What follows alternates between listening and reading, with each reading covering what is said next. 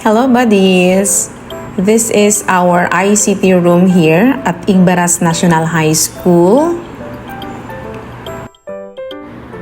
We have 45 units of laptops for our learners for school year 2025-2026. And may mga new tables and chairs man kita nga nag-abot, no, provided by Department of Education.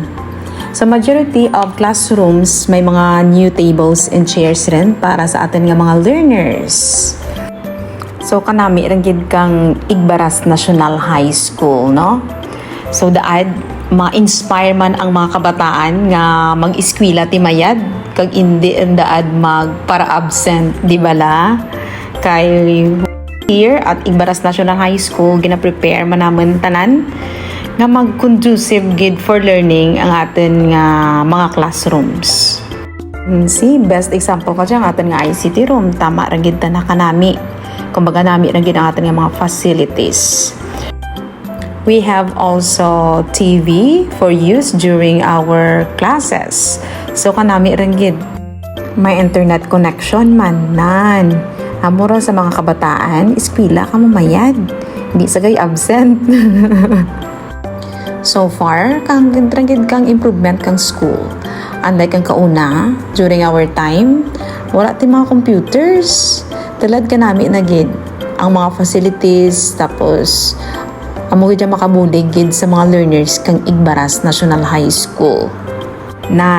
Tere ka bala, kanami kang ICT room. Nasa mga ICT students ay nako, di sa ka absent. Eskwela ti mayad. So, amorang ICT room, masaylo naman kita sa next chapter.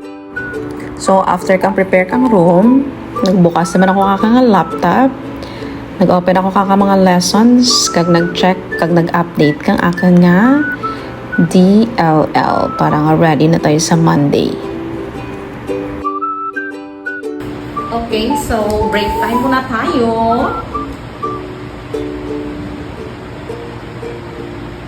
Manapit ka coffee. Ito ako tipang paper kay bago ang ating teacher's table, no? Kung may nag-abot sa school sa mga new tables and chairs. So, namin ginapin na kanyang classrooms sa next week. Kaya daw, tanan ng mga classrooms sila sa junior high school and the senior high school, we have new tables and chairs. Kag pati man ang mga moms, kag sirs, we have new tables and chairs. No, teachers' tables and chairs. So, coffee, danay. Break danay, like mga pira ka minutes to have coffee. And then, makaon kamote. Break danay kay na-tired na tayo.